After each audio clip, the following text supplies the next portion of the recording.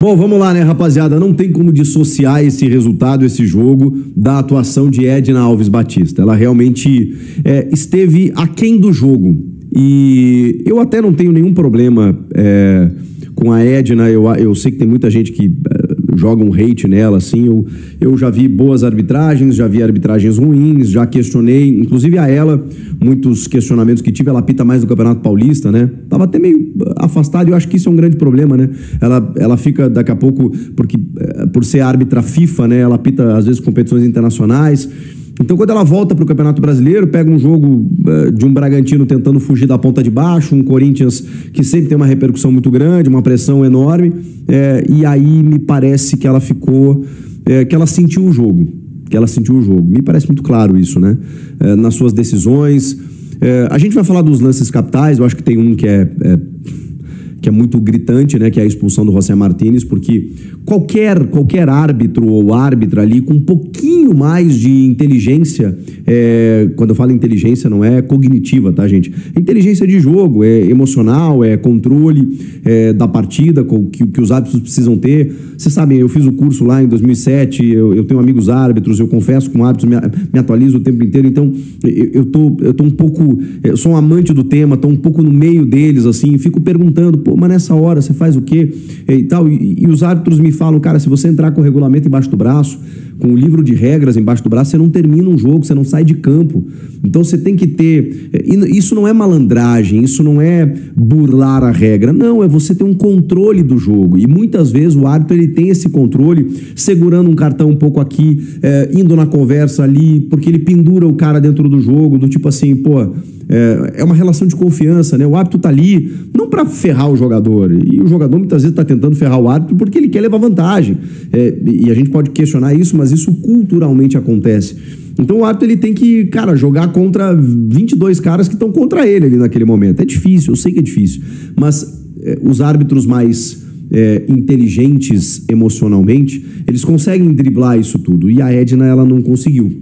Ela foi pressionada o tempo inteiro, ela tomou decisões confusas, ela teve problemas de critérios, e vamos lá, nos lances capitais do jogo, eu já vou entrar nessa seara, o pênalti cometido pelo Angileri, ele aconteceu, né? Ele é um tranco nas costas. A gente pode questionar se é suficiente ou não, mas ali não é uma disputa de bola no ombro, ele vai no corpo do jogador, e existe um texto na regra que fala ombro nas costas é infração, ombro com ombro não é nada, ombro nas costas você está tirando completamente o jogador da jogada. Então ela não marca no campo, então é mais uma decisão capital em que ela depende do VAR, ela vai no VAR e acaba marcando a penalidade. Mas o problema, como disse o Dorival na coletiva, é que outras faltas aconteceram nesse sentido e ela deixou passar. Então, eu entendo a reclamação. Agora, se eu for analisar o pênalti especificamente, o pênalti aconteceu. E aí a gente também vai noutra seara, né, que foi na minha abertura do vídeo. Os erros do time. O Corinthians também deixa escapar pontos em Bragança por conta de erros individuais do próprio time. Erros coletivos também, mas acima de tudo individuais, né? Precisava o Angileri entrar na disputa dessa maneira, correndo esse risco. Então acho que esse é um questionamento. Mesmo que você entenda como não pênalti, no mínimo ele correu um risco e o pênalti acabou sendo marcado. Mesmo com falta de critério, porque isso existe. Então o jogador ele tem que ser inteligente o suficiente para entender que, cara, eu tô jogando contra uma arbitragem que está insegura, que está confusa, e eu não estou falando especificamente da Edna, estou falando em todos os jogos do Campeonato Brasileiro. Os árbitros, eles estão assim, eles não sabem mais o que marcar, eles marcam mais pelo instinto, ou muitas vezes eles marcam ou deixam de marcar, o VAR vai lá, tem uma terceira opinião, o cara vai lá no monitor, tem uma quarta opinião, e aí ele pensa, deixa eu ver, a lua virou minguante aqui, agora eu vou ferrar o time tal. Então assim, e aí o jogador ele tem que entender que, peraí, eu não posso dar brecha. Infelizmente, é o que acontece. E aí, aí vem o segundo tempo e aí tem o lance capital do jogo, que é 14 minutos, um engalfinhamento na área, a bola nem tá em jogo, qualquer árbitro ali para o jogo, conversa, administra e tal. Se ninguém tem cartão amarelo, vá lá, né? Você querer se defender no cartão, porque, cara, ela aplicou 15 cartões no jogo, 2 vermelhos e 13 amarelos, num jogo de 30 e poucas faltas, é muita coisa. E isso mostra insegurança. Porque o árbitro que aplica poucos cartões, ele administra o jogo e não quer dizer que ele seja muito da resenha ou que ele não seja disciplinar, né? Se ele não aplica tantos cartões. Muito pelo contrário. Se o jogador respeita o árbitro que ali está e entende o seu limite, pronto. Ele não vai passar daquele limite. E se ele passar, tá aqui o cartão. O cartão não é uma arma para você se defender. O cartão é uma punição por algo que você cometeu um excesso. Então, a Edna estava muito escondida atrás do cartão, né? E esse lance do José Martínez ali, ele é emblemático nesse sentido. Bastava uma conversa, mas ela aplica o cartão meio que para resolver as coisas. É um pouco até cômodo, confortável para o árbitro. Dá um amarelo, não tem resenha, como se precisasse, e aí percebe que o Martínez já tinha. E aí ela é obrigada, por conta de um erro de avaliação, por um erro na condução do jogo, a deixar o Corinthians com um jogador a menos, com 15 minutos do segundo tempo. E isso, obviamente, interfere no jogo. Eu não sei se interfere diretamente no placar, mas interfere no jogo. Até porque o Corinthians conseguiu empatar o jogo com um jogador a menos, numa belíssima jogada do Memphis Depay, em que o Cleiton dá rebote. O Cleiton, aliás, acho péssimo, né? Dá o rebote, o Yuri não tem nada a ver com isso e faz o gol. O que seria o melhor dos mundos, ali 20 e poucos minutos do segundo tempo. Beleza, o Corinthians empatando fora de casa, com um jogador a menos. Pelas circunstâncias, vindo de 3 vitórias seguidas, não estava ruim. Só que aí acontecem outras coisas no jogo, né? Porque aí tem um cartão amarelo pro André Carrilho, que também vai lá e dá um bico na bola. Então, assim, tem o excesso da arbitragem, que estava distribuindo cartões a esmo e que estava insegura visivelmente no jogo, mas tem também os jogadores né, com uma dificuldade de concatenar e ler o jogo, né? Do tipo assim, cara, eu não vou dar a brecha nessa partida aqui. Aí tudo bem, aí tem o lance do André Carrilho, aí tem um vacilo defensivo absurdo no último minuto, em que o John coloca na cabeça do Isidro Pita, que chega pelas costas para cabecear livremente, né, e vencer o Felipe Longo. Então, assim, tem um erro defensivo do time aí também, e uma vitória conquistada pelo Bragantino. E aí, no final do jogo, tem a expulsão do Charles, que também é uma coisa que eu estou tentando entender até agora.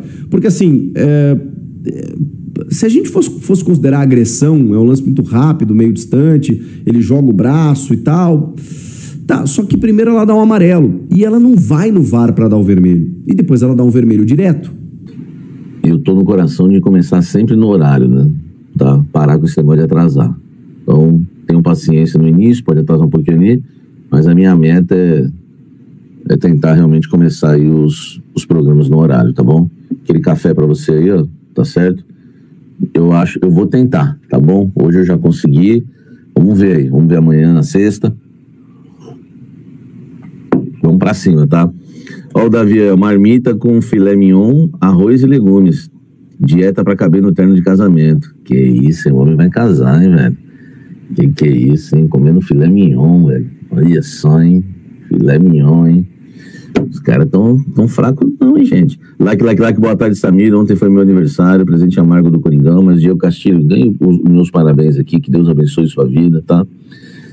E espero que tenha curtido aí o dia, né? O dia maravilhoso de aniversário. E uma derrota do Coringão também não vai estragar o aniversário não, né? Tem que ser comemorado. Tamo junto, meu irmão. Fazer o quê, né? Quem estragou o teu aniversário foi a Edna, entendeu? Edna, tá? Lembre-se de nunca, quando tiver um filho, uma filha, nunca colocar o nome Edna. Boa tarde, Samir, no horário, Carol Carvalho. Boa tarde, Samir, caríssimos, boa tarde, caríssimos Safiel para ontem. Você acostumou o povo que marca meio-dia e chega 1h. Cheguei a levar um susto. Tô lascado aí, eu cheguei cedo. Olha a minha audiência, que fraca. Olha a minha audiência, que fraca, meu irmão. Hein? É por isso que eu não chego cedo, entendeu? Ter passado frio nas viagens fez bem pro Samir. Chego no horário nas lives. Será que foi isso? Tá. Parabéns, Samir, gostei do horário. Enfim, olha aí, não vem nem, não tem 400 pessoas com a gente. Por quê? Porque eu cheguei cedo, só isso, hein? Só isso. Meio-dia o povo tá saindo do serviço, o pessoal chega em casa mais tarde. Como assim? Meio-dia o povo tá saindo do serviço? Isso não existe. Meio-dia o povo tá almoçando, né? Hein? O que é isso? Vamos embora aí. Vamos falar do Coringão, né? Tem muita coisa aí pra gente estar tratando, né, no programa de hoje. Samir Bidon vai ser vendido para o Atlético de Madrid por 18 milhões de euros. Informação do Nicola. Cara, vários clubes, né, do futebol europeu estão de olho no Breno Bidon. Vários clubes. Já não é de hoje. Não dá nem para cravar que pode ser o Atlético de Madrid. Claro que não dá nem para cravar que vai ser vendido ou não. Mas não dá nem para cravar que vai ser o Atlético de Madrid. Mas vários clubes mesmo. A última vez que eu conversei com fontes ligadas ao Bidon, tinha de sondagem, mais de 10 sondagens de clubes europeus. Proposta mesmo, oficial teve. Teve do Benfica, antes deles contratarem o Richard Rios. E agora estou tentando recordar o outro clube aí que fez uma proposta. Vazou aí na época aí. Caramba, qual o nome do clube? Depois vocês me ajudem aí, vocês vão falar aqui embaixo aqui qual foi o outro clube que fez proposta, tá? O PSV, lembrei. PSV da Holanda, isso. Ó, o Henrique lembrou, juntei comigo. Propostas mesmo oficiais, né, foram de Benfica e PSV da Holanda. O staff do Breno Bidon vê com bons olhos ele até entrar na Europa por um clube menor da Europa, entendeu? Então, por exemplo, Liverpool, Manchester City, Barcelona, PSV, PSV não, é PSG, eles, claro que se tiver, ele vai, né? Mas, por exemplo, o caso do Gabriel Moscardo é usado de exemplo. Quem entrou na Europa pela porta da frente, né? PSG, e hoje está no Braga, de Portugal. Então, se tiver uma proposta de um clube até pequeno da Europa, interessa ao Breno Bidon e ao staff dele. Pô, se for o Atlético de Madrid, então, aí interessa muito mais, né? Porque nós estamos falando aí de um clube, né? Um clube grande, né? Um clube com... um clube aí com muita, né, com muita tradição já no futebol europeu, né? O Moscardo está sendo reserva do Braga, hein, Samir? O Coronado reserva também, o Davi.